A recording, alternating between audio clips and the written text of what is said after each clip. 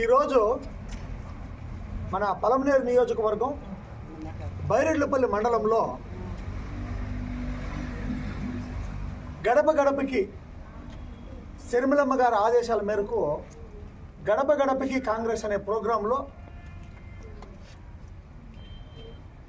Already V Kota మండలంలో complete చేసుకొని బైరెడ్లపల్లి మండలంలో గడప గడపకి ప్రోగ్రాము ఆల్రెడీ గత 2 వారాల నుండి 5 మండలాల్లోనే జరుగుతూ ఉంది. కానీ ఈరోజు జనార్దన్ గౌడ్ అన్న ఆశీర్వాదంతో పెద్దయ్య ఆయన పెద్ద దిక్కు కాంగ్రెస్ పార్టీకి చెప్పాలంటే చంద్రబాబు నాయుడు గారి కంటే ఇలాంటి సీనియర్ నాయకులు ఎంతో గొప్పవాళ్ళు. ఎందుకంటే ఆయన కాంగ్రెస్ పార్టీలో ఉండి టీడీపీలోకి పోయినాడు. వీళ్ళు ఎప్పటికీ కాంగ్రెస్ పార్టీని నమ్ముకుని కాంగ్రెస్ పార్టీ ఎన్ని అవకతవకలు ఉన్నోళ్ళు చంద్రబాబు నాయుడు గారి కంటే ఇలాంటి సీనియర్ నాయకులు కాంగ్రెస్లో ఉన్నోళ్ళు తల్లి పార్టీని వీడకుండా ఉండేట్ల వాళ్ళు తప్పకుండా చాలా గొప్పలు నా దృష్టిలో. ఏముండాయో ఏమో వేరే ఏ కారణాలో ఇంకొక కారణాలో తెలియదు. కానీ వైఎస్ రాజశేఖర రెడ్డి గారి అనంతరం కాంగ్రెస్ పార్టీని భూస్థాపితం చేసి వైఎస్ఆర్ కాంగ్రెస్ అని పెట్టి లాస్ట్కి ఉన్న కాంగ్రెస్ వాళ్ళందరూ వైఎస్ఆర్సీపీకి పోయినప్పటికీ ఇన్ని ఏండ్లుగా సీనియర్ నాయకులు ఏ పార్టీని మారకుండా ఏ పార్టీ జెండా పట్టకుండా ఈరోజు వెంకటరెడ్డి సార్ గారు కానీ ఇక్కడున్న సీనియర్ నాయకులంతా ఆ కాలం ఇంకా ఈ కాలం వరకు కాంగ్రెస్ పక్షంలోనే ఉన్నారు. కాబట్టి చెప్పాలంటే ఇప్పుడుండే 2 పక్షాల్లో ఉండే బిడ్డ పక్షాలు ఇవంతా ఇక్కడికి వచ్చి పెరిగి పెద్దలు అయ్యి ఈరోజు టీడీపీ కానీ వైఎస్ఆర్సీపీ కానీ ఉండే నాయకులందరూ తల్లి పక్షం వీడనాడిన వాళ్ళు. ఈరోజు తల్లి పక్షం అనేది పుంజుకుంటా ఉంది ఆంధ్రప్రదేశ్లో.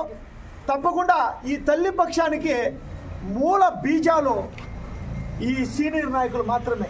50-60 ఏళ్ళ నుండి అప్పోళ్ళు కానీ వాళ్ళకి ఎంత ఇచ్చినా రుణము తీర్చుకునేదానికి కుదరదు. ఎన్నో త్యాగాలు చేసి ఆ కాలం నుండి ఈ కాలం వరకు దాదాపు 40-50 సంవత్సరాల కీర్తి 40-50 సంవత్సరాల కాంగ్రెస్కి ఎన్ని చేసినారు అనే దానికి తప్పకుండా పార్టీలోనే ఉండాలి. అవును, ఇక్కడ తొలిగిపోయిన ఏ పార్టీ ఉన్నా రాని.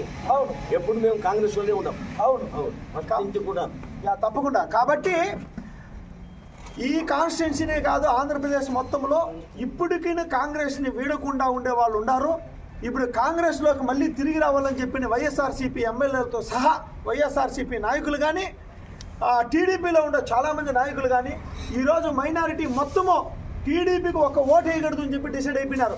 బీజేపీతో పొత్తు వాళ్ళకి శాపంగా మారిపోయింది. ఈరోజు ఆంధ్రప్రదేశ్ మొత్తం చూస్తూ ఉంటే మైనారిటీ ఒక ఓటు వేయమో బీజేపీతో పొత్తు పెట్టుకున్నారు అని చెప్పని మొత్తము రివర్స్ అయిపోయిండే వైనాన్ని మనం చూస్తూ ఉన్నాం. తప్పకుండా ఈరోజు బైరెడ్లపల్లిలో గడప గడపకి ప్రోగ్రాము చాలా సక్సెస్ఫుల్గా చేసుకుంటూ పోతా ఉన్నాము.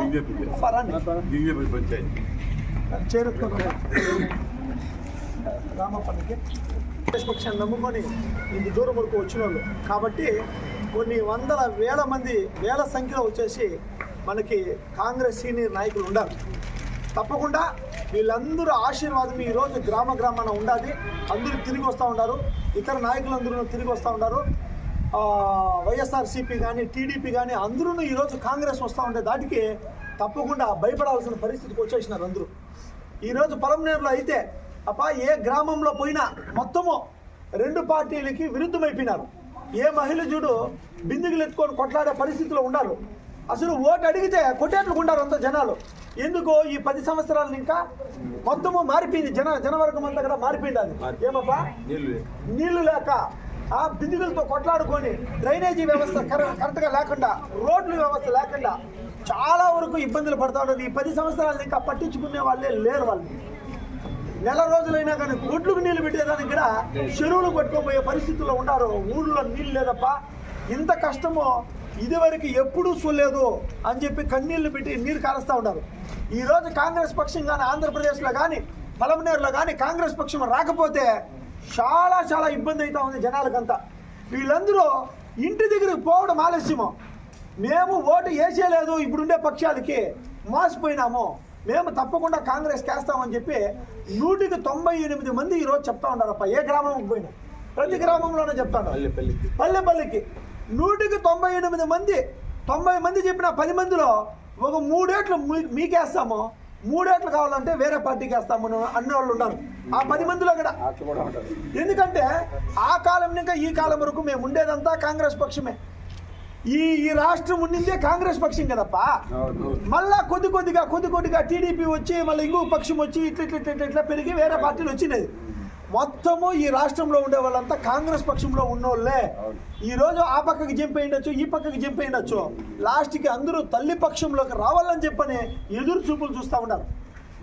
ఎంతో మంది నాయకుల్ని తొక్కేసినారు, ఎంతో మందిని పట్టించుకోకుండా చేసినారు. ఎలక్షన్లు వచ్చే కొందరికే అందరూ కార్లు వేసుకొని నాయకుల దగ్గరికి పోతా ఉన్నారు. ఇన్ని రోజులు నాయకులు కనపడలేదు వీళ్ళకి. ఏమప్పా ఇతర పక్షాల్లో టీడీపీలో కానీ వైఎస్ఆర్సీపీలో కానీ నాయకులు ఇన్ని రోజులు కనపడలా. మెయిన్ నాయకులంతా ఈ 2 పక్షాలకి కనపడిసేది ఎప్పుడో ఎలక్షన్ టైం వచ్చే కొందరికే నాయకులు ఇంటి దగ్గరికి పోతా ఉంటారప్ప. ఈ తరహా అయింది. ఈ కాంగ్రెస్ పక్షంలో ప్రతి నాయకుడికి గౌరవం ఉంటుంది. ఎమ్మెల్యే అనేవాడు ఒక వాచ్మ్యాన్తో సమానం నాకు తెలిసి. ఈ కాంగ్రెస్ పక్షంలో ఎమ్మెల్యే అనేవాడు ఒక కాపుదారి మాత్రమే.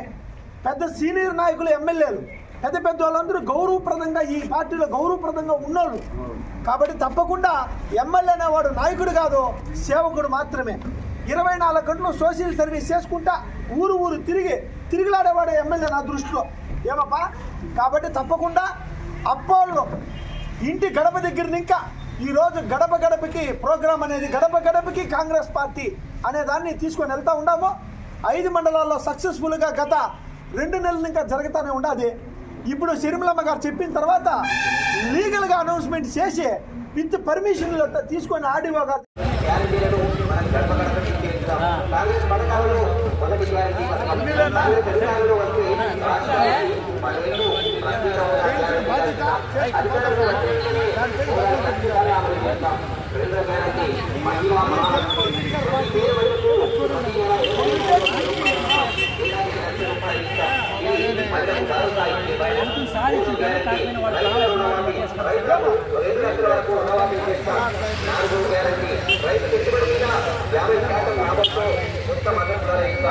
ఉపాధి హామీ పథకం కింద 3 లక్షల రూపాయలు 400 రూపాయలు ఇస్తాం.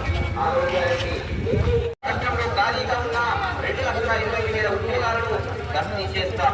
మొట్టమొదటి పథకం